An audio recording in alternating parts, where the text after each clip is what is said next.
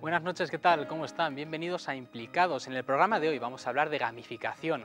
Les explicaremos qué significa esta palabra y veremos cuáles son los beneficios del juego para el mundo laboral y también para el mundo educativo. Y en la segunda mitad del programa hablaremos de cooperación al desarrollo. Nos preguntaremos qué hace nuestro país en cuanto a cooperación al desarrollo y analizaremos a mitades de 2014 los objetivos del milenio, que en teoría deberían estar cumplidos para el año que viene. Les invito a quedarse con nosotros durante la siguiente hora. Comienza Implicados.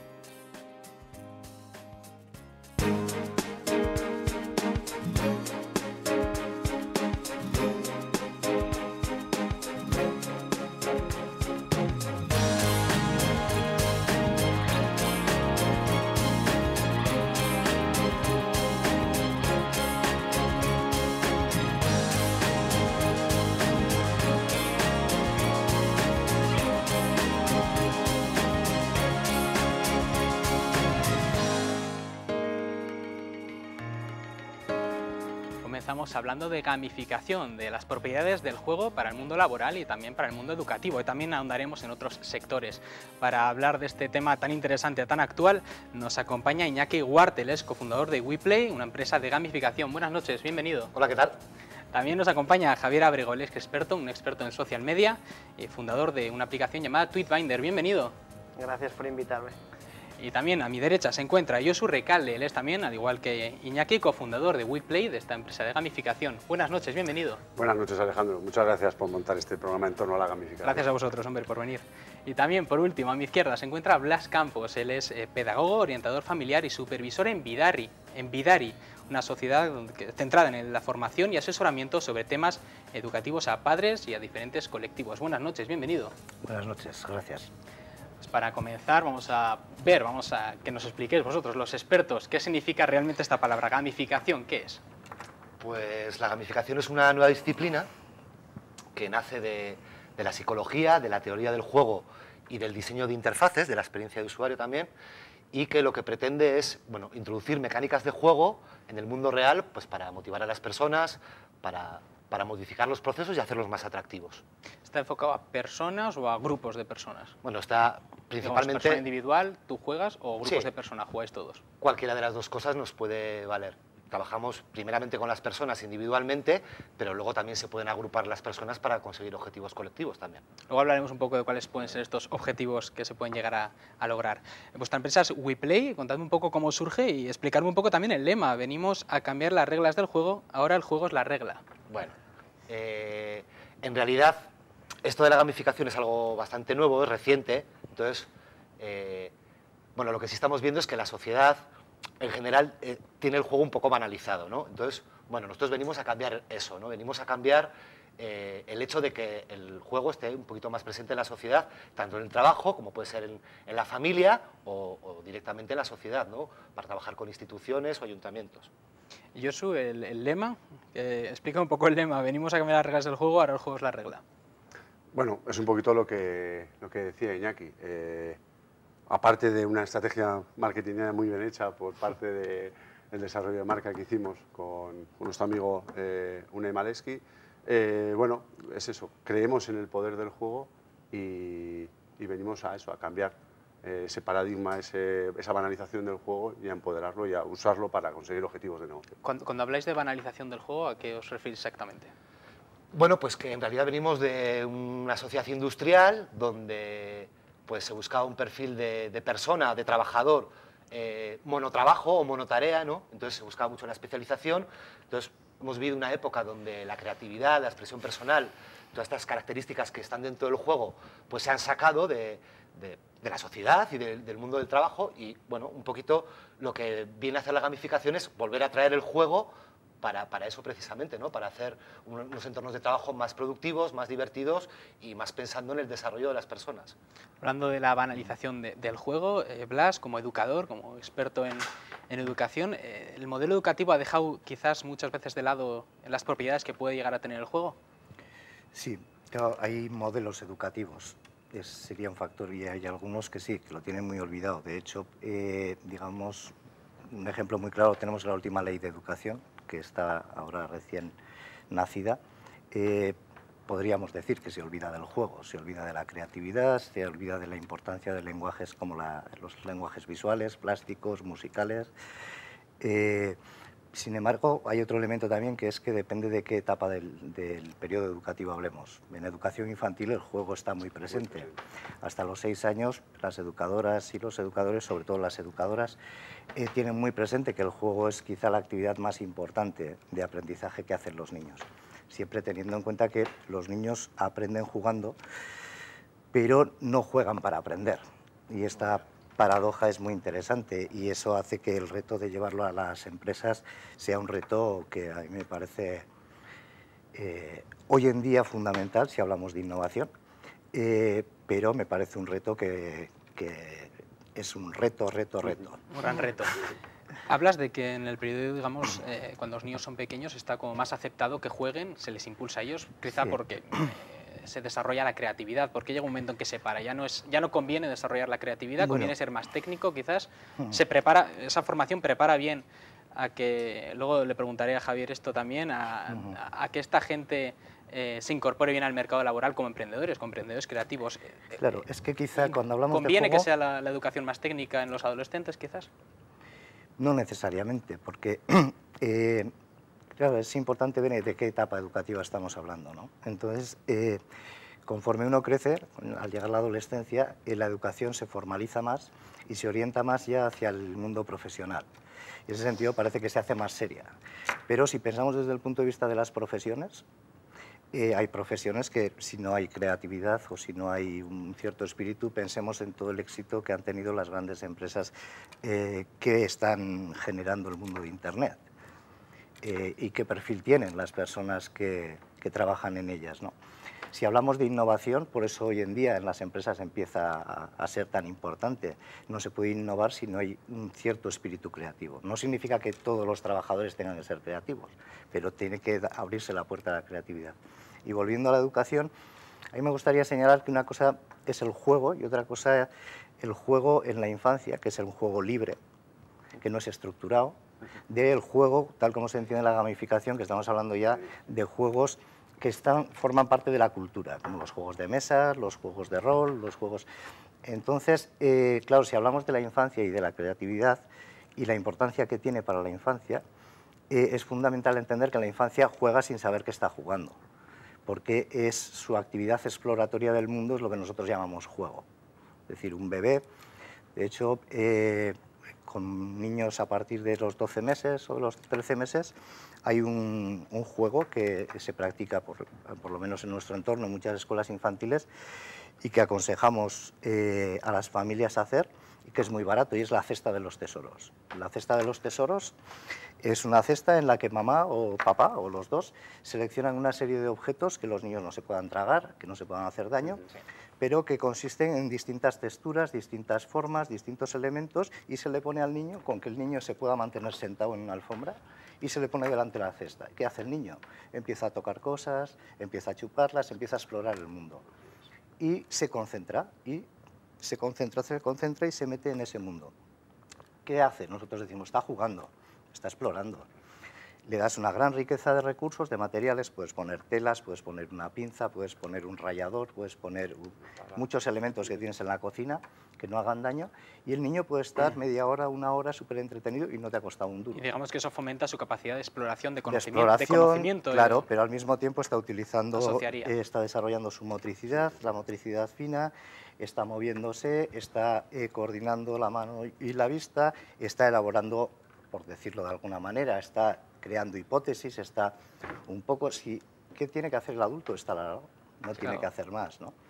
Esto un año más tarde se puede complejizar más, lo que se llama el juego heurístico. Entonces ya le damos las cosas más estructuradas, por ejemplo, piezas iguales, algo tan sencillo como el cartón que hay dentro del papel de váter. En lugar de tirar ese cartonito que hay en medio, usted se guarda 4 o 5. Y en lugar de una cesta, ahora hace un saco. Y digamos que evolucionan, digamos, con la edad. Luego entraremos a qué juegos pueden ser buenos para adultos, os preguntaré, pero Javier, como emprendedor, además como gran emprendedor, es fundador de Tweetbinder, esa herramienta que analiza tweets, que analiza Twitter. experto además en social media y como emprendedor, desde tu experiencia, ¿la educación, digamos, en la creatividad, en el juego, puede ayudar a un buen emprendedor a lanzarse al mundo? Por supuesto, por supuesto. Es una respuesta que es sí, categóricamente. Es decir, que me podría quedar horas escuchando a hablar todo lo que has dicho, me parece muy interesante. Y en ese sentido de lo que tú comentas, me parece muy importante que, además, que una casa como esta, como Navarra Televisión, se haya interesado por el tema de la gamificación.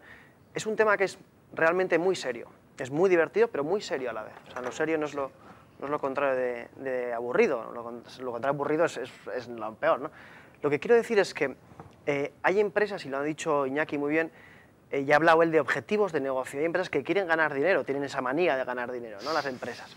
El tema es que están utilizando técnicas como las que hacen Iñaki y Josu, por ejemplo, para gamificar, para hacer más divertido el trabajo y los procesos, y de repente la empresa se encuentra con unos empleados motivados, con más dinero en la cuenta corriente, o no, depende de cómo haya salido, pero con más dinero en la cuenta corriente y con los objetivos de negocio cumplidos. Y claro, ya no pasamos a hablar de un tema, la gamificación, no hay ni por qué llamarlo gamificación, es déjame que vaya yo a tu empresa, déjame que vea por qué tus trabajadores no quieren ir a trabajar, déjame que les hagan más productivos, déjame que te ayude a ganar dinero haciendo que sean ellos más felices incluso. Cuando hablas de la creatividad y la gamificación cuando eres emprendedor, realmente no te queda otra, no te queda otra. El emprendedor lo que no tiene es miedo ni dinero, ¿no? Son las dos cosas que no tiene nunca. Y realmente yo nunca he tenido ni miedo ni dinero, realmente. Entonces tienes que ser muy creativo para, uno, motivar a tus empleados, sabiendo que les tienes que pagar la nómina, motivarles para que den lo máximo de sí, cuando ya puedes contratar gente. Y si aplicas técnicas para hacer el trabajo más divertido, para premiar de alguna manera el trabajo que están haciendo a través de técnicas de gamificación que hablaban antes Josu, puedes hacer que tu empresa sea más rentable. Y sin saber que se llama gamificación, de repente te has encontrado con que tu empresa, joder, es que mi empresa es mejor ahora, es mucho mejor. También lo que comentabas, los trabajadores están más implicados, más contentos, pero realmente todas las empresas en España tienen la mentalidad, por lo general, ¿hay mentalidad de aceptar bien la gamificación o queda camino por recorrer? ¿La mentalidad sigue chapada a la antigua, podríamos llamarle coloquialmente? Hombre, pues gracias a Dios está muy chapada a la antigua, gracias sobre todo, o sea, para gente como vosotros nos va a venir muy bien eso. Mucho campo de trabajo. Mira, nosotros tenemos clientes de todo el mundo. Nuestra herramienta es una herramienta universal, o sea, internacional me refiero. TripFinder estás hablando. Sí. Y cuando a una empresa extranjera, nacional, me da igual, le propones, gracias a Twitter, crear una especie de juego utilizando nuestra plataforma, de repente, o sea, la satisfacción del cliente, hablando de un término genérico, la satisfacción es muchísimo mejor, muchísimo mejor. Cuando llegamos a España, sí que nos encontramos con que las empresas son mucho más reacias. Los empresarios aquí en España, muchos, yo me he encontrado con muchos empresarios que no se fían de esto, no se fían, dicen, pero ¿cómo? Creen que es una pérdida de tiempo. Al final dicen, ¿cómo voy a dejar a mis trabajadores jugar al parchís? ¿No? Y dicen, no, es que no es eso, no es eso. Y cuando por fin consigues romper el hielo, que a alguno te haga caso, plantearle un buen proyecto, como hace Iñaki, insisto, como hace... no tengo acciones de su empresa, todavía. Cuando le planteas un proyecto y cuando tiene beneficios, dice, vosotros no os largáis de aquí nunca, os quedáis en mi empresa y seguid haciéndome esto que me está dando muy buenos resultados, ¿no? Pero siempre pasa igual, a un cliente cuando ves resultados, ya te casas con él para toda la vida. Pero hay que saber romper ese hielo y enseñarle las virtudes que tiene en este caso el juego, que insisto que es una cosa muy seria. Algunas personas ahora mismo puede que se estén preguntando, estamos hablando de gamificación, hablando del juego, de las propiedades, de lo bueno que es para la empresa, pero alguno está pensando, bueno, ¿y qué tipo de juego? ¿Cómo tiene que ser ese juego? ¿Cómo es? En WePlay, ¿cómo son los juegos que tenéis? ¿En qué consisten? Bueno, al final, un poco lo que ha comentado Javier, nosotros lo que nos dedicamos es a mirar procesos que hay dentro de la empresa y ver dónde la gente está perdiendo tracción con esos procesos. En un proceso largo, en una empresa, normalmente al principio se tienen muchas ganas, se participa de una manera muy activa, pero conforme va pasando el tiempo, pues las tareas más tediosas acaban aburriendo al usuario, ¿vale? Entonces, nosotros lo que hacemos es básicamente entrar ahí y ver dónde está fallando la cosa, Y una vez que sabemos dónde está fallando, incorporamos mecánicas de juego para que eso resulte más atractivo y sea más divertido. Y todos hemos jugado al Monopoly, por ejemplo, y el Monopoly al final tiene un objetivo que es pasárnoslo bien, pero con el Monopoly también estamos aprendiendo sobre cómo funciona el capitalismo, por ejemplo, ¿bien? Es un poco lo que podemos llevar a las empresas, ¿no? Podemos hacer que dentro de sus procesos tengamos ciertos elementos de juego para que sean un poquito más divertidos y para que la gente traccione. ¿Habéis desarrollado algún juego propio? No sé si podréis hablar de ello, de alguno en concreto. He visto en vuestra web que tenéis varias herramientas de juego. ¿Me podéis explicar alguna para...? Bueno, lo que has visto en la web son las herramientas con las que trabajamos, que, bueno, casualmente muchas de ellas también tienen la apariencia de juego. Sí, pues esto como en caja, ¿no? Que vienen en cajas, tableros. ¿Es un juego? ¿Creado por vosotros, además? No. No. Nosotros aprovechamos, bueno, lo que has visto, por ejemplo, el tablero es de una persona, de un chico de Madrid, que se está convirtiendo además en el estándar de diseño de gamificación. Juegos creados especialmente para gamificación. Sí, para dar una estructura de... Exactamente. Sí, es decir, y luego aprovechamos otras cositas. Yo os voy con un problema de empresa, por ejemplo, mis trabajadores no se llevan bien entre ellos, están todo el día discutiendo y tenéis un juego específico. No le diréis jugar al Monopoly, ¿no? Sino que hay un juego específico, exactamente. Y el resultado que sale de la partida es la solución que el cliente puede implementar para mejorar esa situación que de un principio era conflictiva o quería mejorar. ¿En qué sectores se puede aplicar la gamificación? Por ejemplo, en el e-commerce, en la venta online, ¿se podría aplicar? Desde luego que se está aplicando en e-commerce, en todo el tema del panel de conversión. Ahí son proyectos de gamificación que, bueno, bastante sencillos.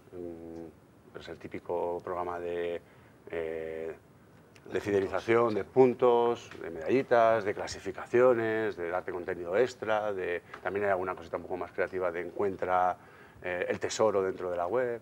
También se usan aplicaciones que quieres una mayor interacción de los usuarios. Se usa, por supuesto, en recursos humanos, se usa en marketing, con el tema de redes sociales se está usando muchísimo, se usa en selección de personal. Se usa en hospitales, salud, se podría hacer salud. Se usa en salud, para todo el tema en educación. En salud, por ejemplo. Por ejemplo, temas de rehabilitación. Rehabilitación. Como comentaba Iñaki, en las empresas hay procesos tediosos y hay algo tedioso, es un proceso de rehabilitación, en los cuales al principio estás muy motivado porque además ves una mejora muy clara, pues puede darse, pero puede llegar el momento en que aquello caiga, sobre todo cuando te empiezas a encontrar un poco mejor, fases finales. Pues entonces nosotros entraríamos y tenderíamos unos puentes ahí donde ha caído ese engage con el proceso de rehabilitación, usando mecánicas de juego. Cogiendo el hilo de lo que ha hablado antes Javier, de que en España queda igual a las empresas un camino por recorrer en cuanto a asimilación de este concepto, vosotros cuando vais a las empresas, ¿ya saben lo que es gamificación o tenéis realmente que explicarlo por lo general? Sí saben. O sea, tienen una cierta idea, pueden llegar a tener. Ha habido unos años, pues nosotros llevamos tiempo ya trabajando en esto, ¿no? Entonces suena un poco raro, ¿no? Pero hace un año prácticamente ibas a las empresas y tenías que evangelizarlas sobre lo que era la gamificación, explicarle que, bueno, pues al final que esto es juego, pero que es para objetivos de negocio y entrarles un poco en la jugada, pero ahora mismo, pues de las llamadas que nos están entrando para pedirnos soluciones, etcétera, la mayoría ya vienen sabiendo que la gamificación puede solucionarles ese problema concreto que ellos tienen, ¿no? ¿Se solucionan a largo plazo, a corto plazo? Sí, bueno, dependiendo... O sea, yo creo que el marketing, es decir, por ejemplo... yo contrato gamificación y tengo la seguridad de que en un mes se me soluciona el problema, o oye, espera un poco... Depende de cuál sea tu problema, evidentemente, pero... Igual es el santo grial de la solución. Santo griales no hay, ¿no? Pero sí que, por ejemplo, en campañas de marketing que tienen una duración corta y tal, son muy efectivas, o sea, y podemos ver ejemplos que hay por ejemplo, el BBVA lleva 3 años ya implementando mecánicas de gamificación y ahí tienes los resultados publicados, los resultados son muy buenos. Entonces, bueno, vemos cómo, pues bueno, si se articula bien todo esto, pues podemos conseguir que sí, que la gente esté en el tiempo, pero también podemos utilizarlo para campañas cortas, para conseguir pues mucha atracción en una campaña en un corto periodo de tiempo, pero evidentemente esto no es la solución de todos los problemas, también hay que decirlo, ¿no? Ayuda mucho, pero hay que ver dónde sí, dónde no se puede aplicar, ¿no? Y vemos también que es algo del juego, como estábamos comentando antes, que está muy centrado en, bueno, esto es algo de jóvenes, de críos, de gente, de chavales, y quizás la gente más adulta es más reacia a practicar juego. Puede ser, digamos, en un entorno serio como puede ser la empresa. Es decir, es mi empresa porque volvíamos a comentar antes al hilo. Y como Blas, como pedagogo, ¿cómo debería ser? Estabas hablando un poco antes las fases, desde que el niño tiene 3 años, cómo van evolucionando los juegos. ¿Cómo debería ser el juego ideal para un joven o un adulto ya? ¿Qué componentes debería tener? ¿Y qué beneficios le puede reportar? Es que yo volvería así, Sí. sí, claro, es una respuesta, no se me ocurre una respuesta. Yo vuelvo a hacer una diferencia, ¿no? Si vamos al mundo de la empresa y si pensamos en los adolescentes que se preparan para trabajar, ¿no? Yo la diferencia que vuelvo a hacer es, hay un juego que es el juego libre, uno juega lo que quiere y se lo inventa, y ese está más conectado con la creatividad, ¿no? Un niño coge un palo y se convierte en un caballo y empieza a correr por la calle o lo que sea, ¿no? Entonces, quieres darle un buen juguete a un niño pequeño, pues le das una caja de cartón grande y le haces un agujero y ya tiene una cabaña y se inventa un mundo, ¿no? Y eso los adultos y los adolescentes lo pueden hacer, y en las empresas a veces es importante. Pues, si volvemos a pensar en innovación, es crear o dar nuevas funciones a cosas antiguas o crear cosas nuevas, ¿no?, con lo que hay. Pero luego hay otro elemento, y es que tanto en el colegio como en el trabajo trabajamos con otros. Y está todo el mundo de las relaciones, de los conflictos, de la colaboración. Desde mi punto de vista, hoy tenemos una gran necesidad, las empresas tienen una gran necesidad de aprender a colaborar, de crear equipos. Equipos que, si son equipos innovadores, normalmente son de personas que tienen rasgos y personalidades muy diferentes. Sí, claro. Y eso es un potencial conflictivo muy alto, ¿no? Entonces, el poder utilizar este tipo de recursos me parece, por ejemplo, en ese ámbito, para cohesionar, para ver actitudes de las personas a la hora de jugar, etcétera, me parece muy interesante, pero también para crear pertenencia, un sentido, porque cuando disfrutamos con otros, eso nos une también, ¿no? Entonces, es un campo que me parece estupendo. Luego, el mundo es dinámico. Quiero decir que las soluciones a veces crean nuevos problemas que requieren nuevas soluciones, que hay nuevos problemas, no hay una solución para siempre y se acabó y se acabaron los problemas. Pero desde ese punto de vista, el juego ideal dependería, que supongo que a vosotros es lo que os piden, de para qué queremos el juego, ¿no? Porque claro, un empresario, dices, vamos a llevaros juegos a la empresa, y dices, no, aquí la gente viene a trabajar, porque el juego es el mundo del tiempo libre, del ocio, ¿no? Sí. Pero, sin embargo, si lo vemos desde el punto de vista de la psicología social, la vida social es un juego. Sí. Y, de hecho, en sociología y en psicología social hablamos de roles sociales. Y hablamos de juegos de rol. Y en dinámica de grupos, desde los años 50 del siglo pasado, se hacen role-playing. Sí. Y son sistemas de entrenamiento, de reflexión sobre la realidad, de búsqueda de alternativas. Entonces, hacerlo a través de procesos más estructurados, a mí me ha parecido sobre todo que es clarificador, es decir, la demanda de la persona, ¿para qué quiere el juego? No es jugar por jugar. Así es. Por eso hago la diferencia, porque el juego, como la creatividad o las personas creativas, suelen tener una satisfacción en sí mismas, por lo que hacen y por cómo lo hacen. Disfrutan haciendo. Es decir, en los estudios que hay sobre creatividad en cualquier profesión, Csikszentmihalyi, que es uno de los más famosos, con su concepto de flow, de fluir y tal, ¿no? Él dice, hay algo que es como personas creativas hay muy diferentes y muy diversas, porque hay en todas las profesiones, en todos los campos de trabajo y en todos los campos sociales hay personas creativas. Lo que les une a todas es que aman lo que hacen y disfrutan haciendo lo que hacen. Y entonces, ¿qué les diferencia a los demás? Aparte de eso, el cómo hacen las cosas. Entonces estamos hablando de algo práctico, pero que tiene siempre una finalidad, ¿no?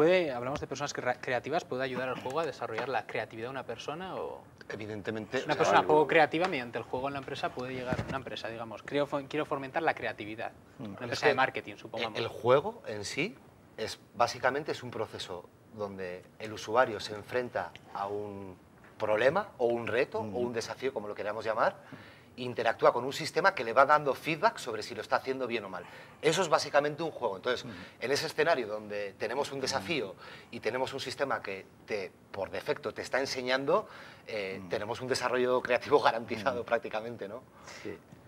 Sí, quiero decir, si cogemos el Monopoly, o sea, te pones a jugar en una mesa al Monopoly o al mus, Y tú juegas por estar con tus amigos, por disfrutar, por hacer... hay un reto, puede haber una lucha, a ver, el que gana tiene prestigio, pero en el fondo es alguien que tiene que desarrollar estrategias para ganar, o estrategias para ser el que más edificios tiene. Entonces, claro, jugando tú puedes aprender cosas para qué, ¿no? Sí. Pero una vez que te metes en el juego, tú no estás pensando en lo que estás aprendiendo, ¿no? Yo recuerdo el Aprendes hijo, sin darte cuenta. Sí, yo recuerdo el hijo de un amigo que era un crack en el Monopoly, ¿no? Además era de los que se enfadaba muchísimo si perdía y tal, y hoy en día es un comercial estupendo, ¿no?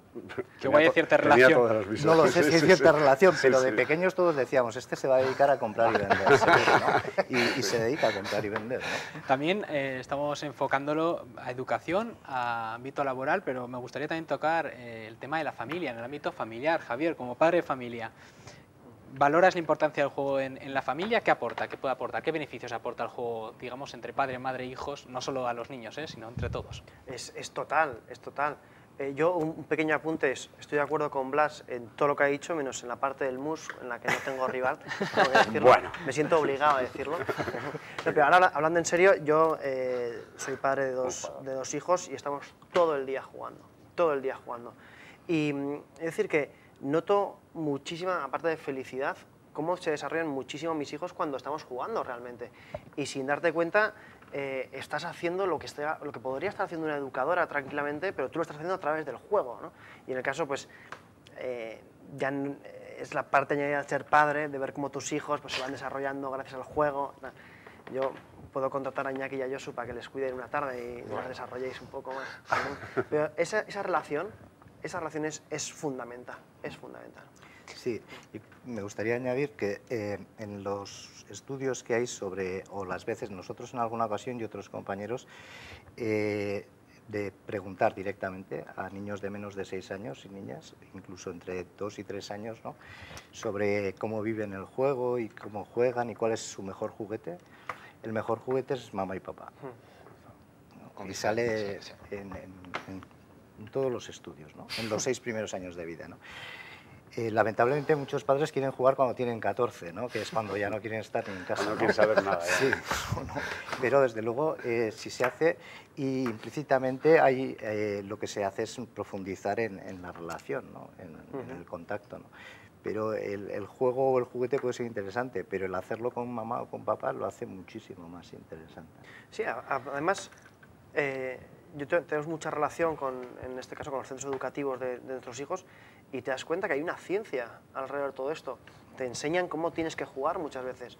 No es tan sencillo como coger una pelota, te enseñan muchísimas cosas y ayudan muchísimo al desarrollo. Y al final dices, bueno, pues si lo que estoy haciendo es jugar, es jugar. Entonces, bueno, si ya juegas en la empresa, luego juegas en casa y al final toda tu vida está gamificada, ¿no?, de alguna manera. Pero yo creo que es el mejor ejemplo de que el juego es bueno. El juego es bueno para la familia, es bueno para la empresa. Es bueno para la educación. Es bueno para la educación, desde luego. Vamos a quedar con esta idea. Muchísimas gracias a los 4 por haber venido. Muchísimas gracias. Ahí se queda también la recomendación a todos aquellos que quieran conocer más sobre gamificación, incluso que quieran contratar los servicios de Iñaki y Josu. WePlay, We como en inglés, como en francés, We como en francés y Play como en inglés, weplay.es. Ahí encontrarán recursos de gamificación. Muchas gracias y ahora pasamos a publicidad y a la vuelta volveremos con otro tema muy diferente, el desarrollo, la cooperación al desarrollo, en unos minutos.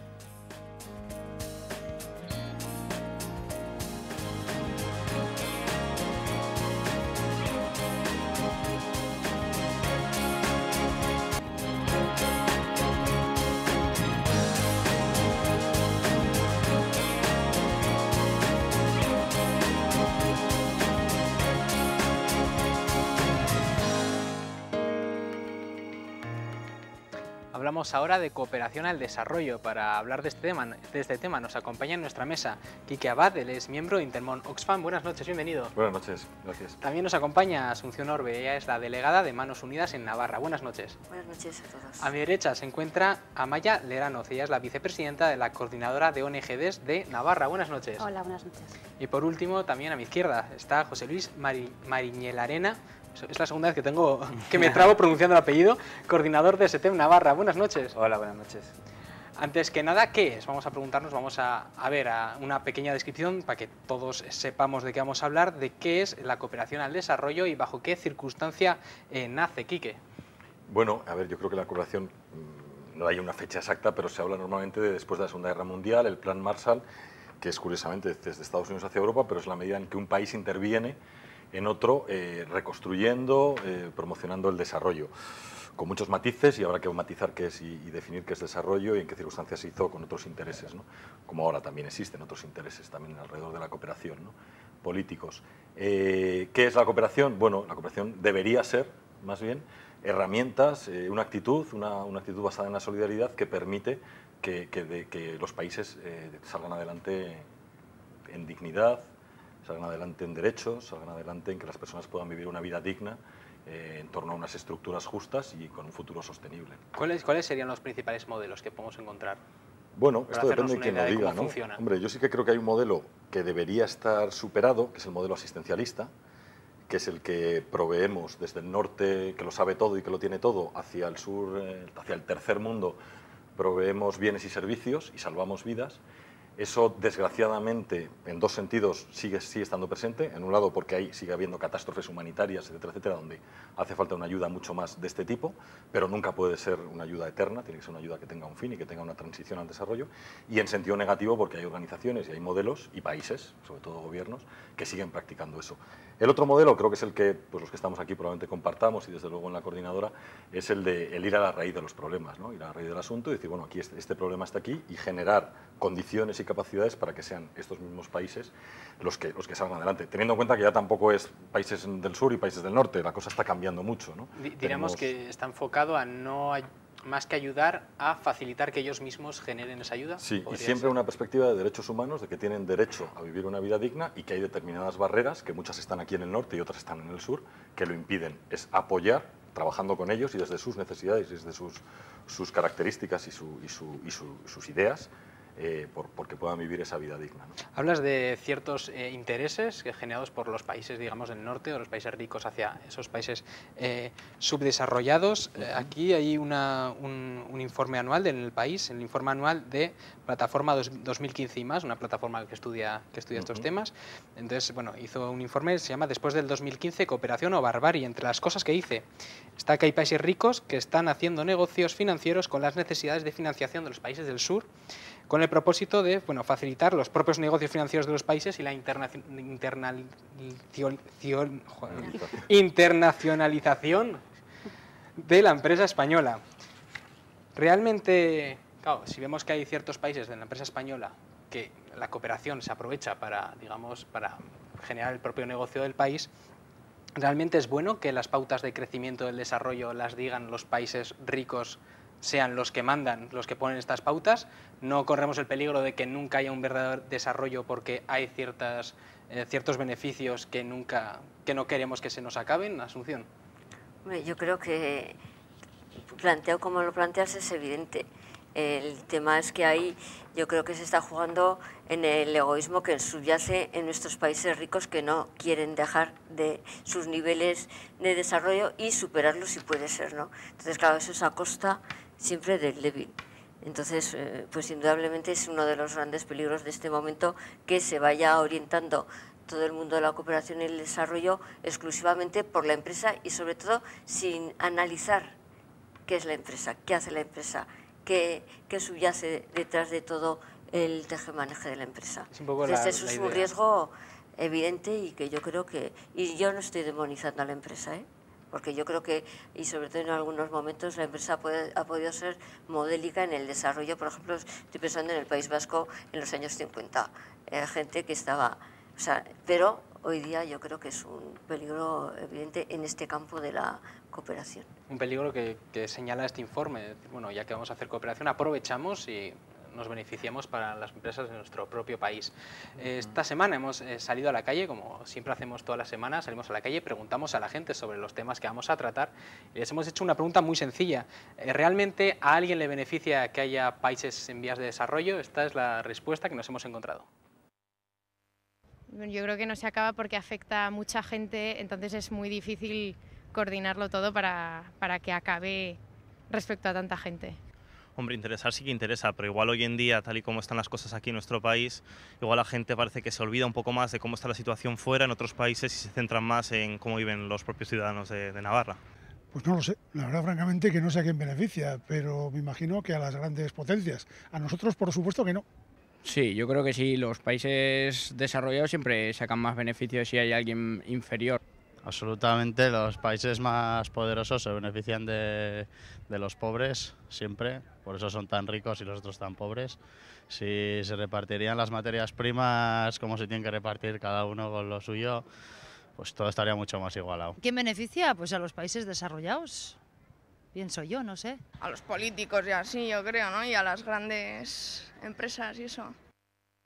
Por lo general, a grandes empresas, políticos, Amaya, ¿realmente alguien saca tajada de que haya países siempre en pobreza, en vías de pobreza? Sí, pues yo creo un poco como comentaban en el vídeo, ¿no? Que las grandes empresas y las grandes potencias mundiales sacan muchos beneficios, ¿no? De que haya países donde la materia prima se puede extraer a un precio muy barato, ¿no? Y no tengan que pagar impuestos, no tengan que pagar mano de obra, no tengan que hacer, pues no sé, poner los derechos humanos de esa población por encima de sus beneficios como empresas, ¿no? Como corporaciones. Y yo creo que eso está bastante claro, ¿no? Al ver un poco las normas de comercio internacional, las transacciones financieras, siempre hay unos que pierden más, que son los países productores, sobre todo de materias primas, y unos que ganan, que son los productores de productos ya manufacturados o de tecnologías que necesitan de esas materias. ¿Quique? Sí, yo lo que estaba pensando es que hay un economista que está de moda ahora, Piketty, francés, que está siendo muy cuestionado, pero al mismo tiempo está siendo seguido, es como la Biblia de la economía actual, que precisamente lo que cuestiona es lo que salía en la pregunta a la ciudadanía, ¿no? La desigualdad, ¿a quién beneficia? Y él, desde un punto de vista economista ortodoxo, lo que viene a decir es que la desigualdad, que es algo que está creciendo a niveles pasmosos en el mundo, curiosamente ayer un informe de la OCDE decía que España es el país en donde más ha crecido la desigualdad dentro de la OCDE, los países desarrollados, es un lastre del propio capitalismo. Es un riesgo para el propio capitalismo. O sea, desde su propia visión, ¿no? Es un peligro la desigualdad. El que haya países con esos niveles de desigualdad respecto a otros es un riesgo para la seguridad. Hablo desde su punto de vista, hablo de que cuando ven las migraciones como una amenaza, ¿no? En vez de como una oportunidad. Bueno, pues todo eso al final está generando inseguridad en el mundo, está generando una serie de cosas y son los problemas que los políticos describen como los grandes desafíos que tenemos, ¿no? Es muy curioso cómo al final se da la vuelta a la tortilla y realmente lo que venimos denunciando tantos años, ellos mismos se dan cuenta que es un lastre para el desarrollo también nuestro, ¿no? Teniendo en cuenta además que es muy curioso porque todo esto que hablamos de intervenciones financieras, de quién se beneficia, resulta que nos ha pasado lo mismo a nosotros. Se ha especulado contra España, la prima de riesgo famosa ha ido por las nubes, en la medida en que otros países o otras economías, y normalmente no países, sino fondos de inversiones, están utilizando su poder económico, financiero, no creativo, de creador de riqueza, para hundirnos, ¿no? Y esto está pasando a nivel mundial. Entonces ya todo se mezcla un poco, ya no se trata del sur y el norte, sino que está todo bastante relacionado, ¿no? Sí. Ahí yo creo que, por ejemplo, cuando decimos quién se beneficia, parece que estamos mirando solo a las empresas, que son las que mayor beneficio sacan y bueno, vulnerando los derechos humanos y bueno, pagando salarios de miseria, pero también tenemos que ser conscientes que nosotros nos beneficiamos, ¿no? Cada uno de los productos que compramos a bajo precio, sin preguntarnos cómo se han producido, en qué condiciones, si ha habido trabajo esclavo, si se ha contaminado en el proceso de producción o la cantidad de combustible que se ha gastado desde el lugar de origen, pues estamos de alguna manera participando también en esos beneficios, ¿no? Y siendo cómplices. Siendo cómplices también, ¿no? Y ahí vemos que la cooperación, entendida solo como el trasvase de recursos financieros a lugares donde supuestamente necesitan para desarrollarse, no es el único modelo, ¿no? Y organizaciones como SETEN o Intermón o otras que trabajamos, por ejemplo, el comercio justo, abogamos por un cambio de las normas internacionales, ¿no? La propia Organización Mundial del Comercio y los propios gobiernos pues, podían legislar para que esas personas pudiesen vivir dignamente de su trabajo, ¿no? Y no lo hacen. En cambio, le estamos dando 1 y les quitamos 10 a través de las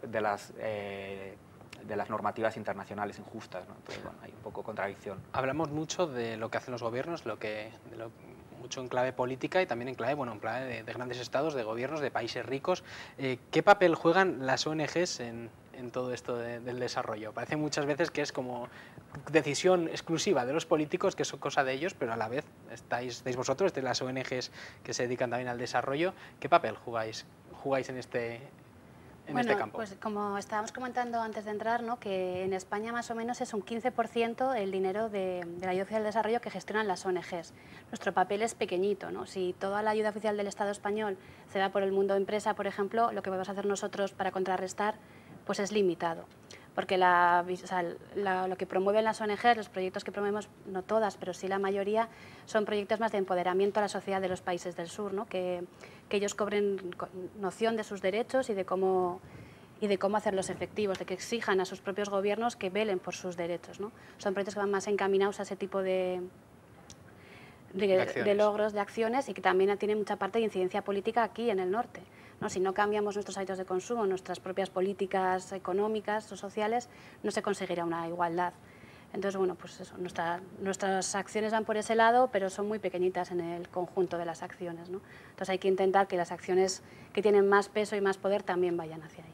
Tenemos también, hablando del papel de las ONGs, la noticia en marzo de 2014, la ayuda, este es un informe de Intermon Oxfam, la ayuda española al desarrollo escasísima y mal orientada, ausencia de voluntad política en la recuperación de la partida que España destina a la cooperación. Desde 2008 un recorte en ayuda al desarrollo del 70%. España a la cola, otro titular desde el 8 de abril del país, España a la cola mundial en ayuda al desarrollo.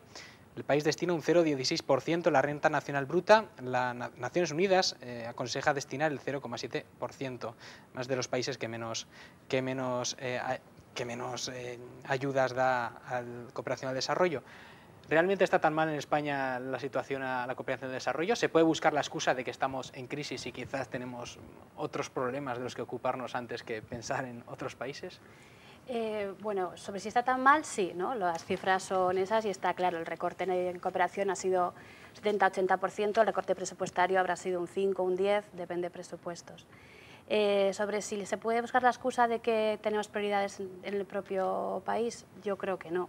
De hecho, las organizaciones que trabajan con población que vive en España no están teniendo más fondos para trabajar, ¿no? Se está haciendo un recorte en general de proyectos sociales, de proyectos que garantizan los derechos humanos en todos los niveles, en cooperación y aquí. Yo creo que lo que siempre comentamos es que no hay que enfrentar la pobreza de los países del sur con la pobreza de aquí. Se trata de derechos, todos tenemos los mismos derechos y habrá que buscar, como decía Enrique al principio, las causas que hacen que no podamos ejercer esos derechos y trabajar sobre esas causas.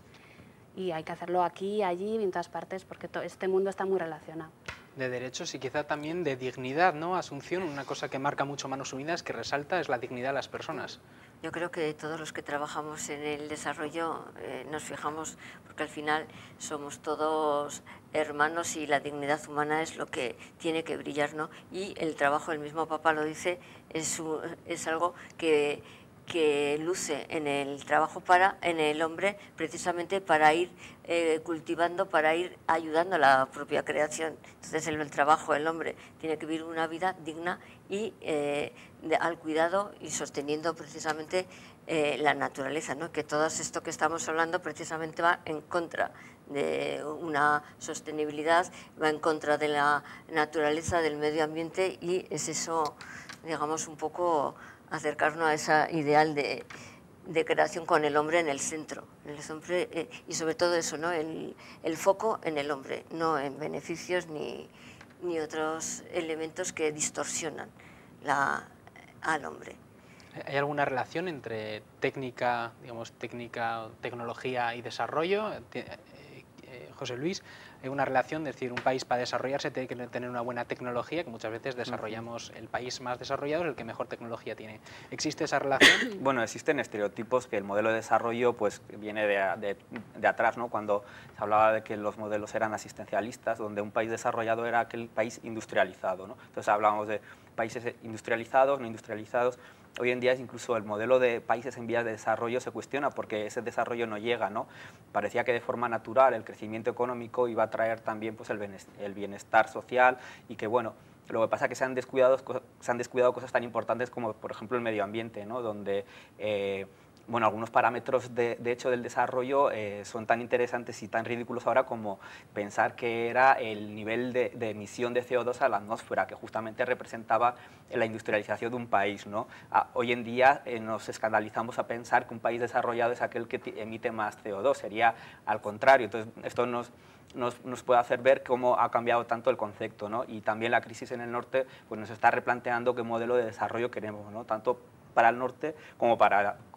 o sea, tanto para el sur como para el norte, ¿no? Que en realidad en un mundo globalizado ya no se puedan hacer diferencias tan grandes. Entonces, bueno, la tecnología, si está al servicio de un desarrollo humano y sostenible en el que, como hemos dicho, pues prima la igualdad, los derechos humanos y la dignidad de las personas, pues bienvenida. Cuando la tecnología está al servicio de aumentar los beneficios de las grandes empresas multinacionales o los capitales bancarios, también, ¿no?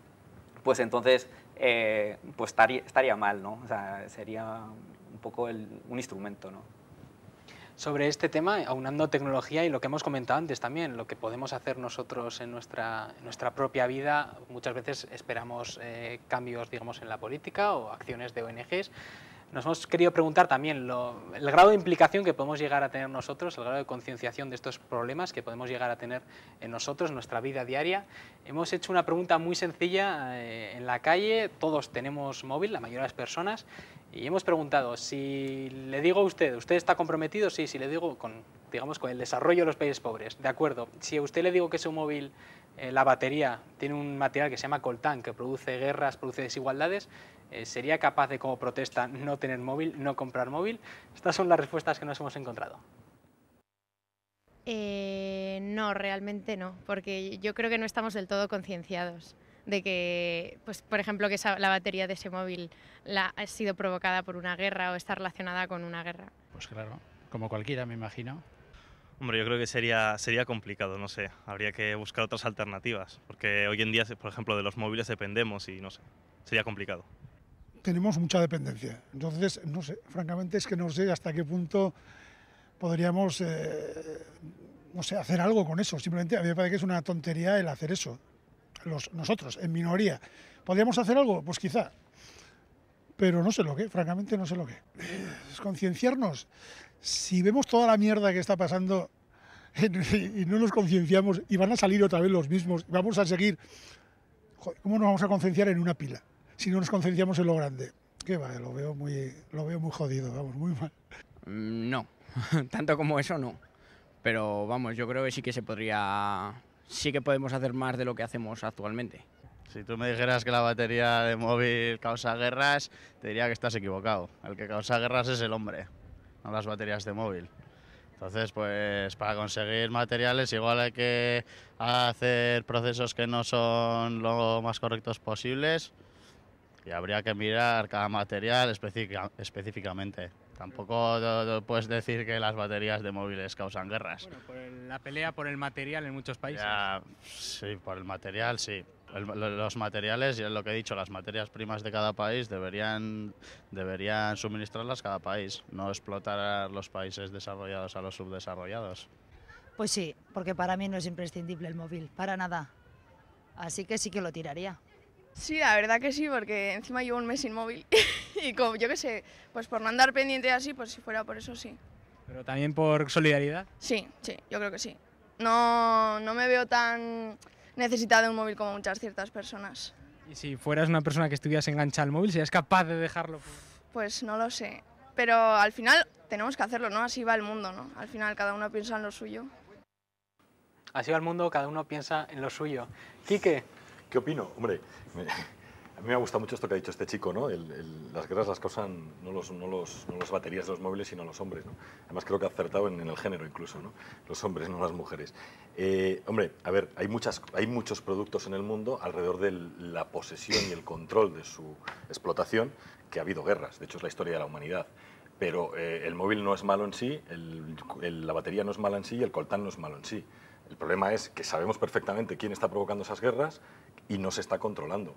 Y tenemos mecanismos, si quisiéramos, y hablo de los estados como tales, agrupados en Naciones Unidas y sobre todo Unión Europea, los grandes bloques, como para prohibir, limitar, regular ese intercambio. Esto se hizo con los diamantes. Los conflictos en Sierra Leona, en Angola, tenían todo que ver con los diamantes, la famosa guerra de diamantes de sangre. Hubo campañas internacionales, yo empecé de voluntario pidiendo firmas por las joyerías de Pamplona para que se comprometieran a no comprar diamantes que no estuvieran certificados como limpios, como que no venían de ese tráfico. Y eso se puede hacer. ¿Se podría hacer con el coltán? Por supuesto, hay mucho dinero en juego, como decía José Luis, al final son intereses económicos y hay que jugar, pero ahí está, es que en el fondo es un ejemplo de todo lo que pasa. Si ponemos la política detrás de la economía o ponemos la política controlando y regulando la economía. Eso no quiere decir que haya que ser comunistas, ni que haya que ser una economía dirigida, ni que tengamos que olvidarnos del libre mercado, pero el libre mercado, cuando nos interesa, le ponemos controles, y si no, veamos los aranceles que está pagando el azúcar de comercio justo de Paraguay para entrar en la Unión Europea, que no paga la soja. ¿Por qué? Porque compite con la nuestra. ¿No era libre mercado? ¿En qué quedamos? ¿No? Cuando nos interesa, sí, cuando nos interesa apoyamos a la banca, pero resulta que hasta hace poco tiene que haber libertad absoluta en el comercio, ¿no? Incluida la banca. Habría mucho que hablar ahí, además del tema de impuestos, de la reforma fiscal en Navarra, que habría muchísimo que hablar, ¿no? Pero quiero decir que no huyamos a la solución fácil de nos quitamos los móviles, que es entiendo que es una ejemplo, ¿no? Es una provocación. Tiene un punto de provocación, Sí. me gusta, Pero pidamos, exijamos que las cosas que nos gustan, que son sanas, que son buenas, que pueden ser buenas, otra cosa es ya el uso que le demos al móvil cada uno, y ahí entramos en otros factores, ¿no?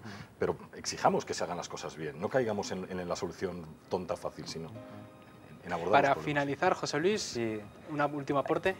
Bueno, decir que hay alternativas también, ¿no? En el caso del móvil incluso existe, ¿no? Un móvil de comercio justo, iniciativa holandesa, que investigando un poco las consecuencias que puede tener, pues eso, ¿no? La extracción de ciertos minerales necesarios para las baterías del móvil en regiones como el Congo, donde hay conflictos armados, pues bueno, descubrieron que había otras minas gestionadas por comunidades y de una manera en la que se paga dignamente a esos trabajadores, los mineros, y donde el proceso pues viene controlado, ¿no? Y existen, pero existen alternativas en la ropa, existen alternativas en el consumo de alimentos, en un montón de cosas, ¿no? En el consumo de energía. Podemos hablar de que hoy en día podemos cambiar el mundo no solo pensando en que son las ONGs que van a enviar voluntarios, dinero, recursos, sino que desde aquí nosotros en nuestro consumo diario, que solo hacemos cada día, pues podemos elegir el mundo que queremos. Sobre todo informándonos nosotros de dónde viene todo eso que compramos. Muchísimas gracias a los cuatro por haber venido y a todos ustedes les esperamos dentro de una semana aquí, el viernes que viene, en Implicados. Pasen una feliz semana.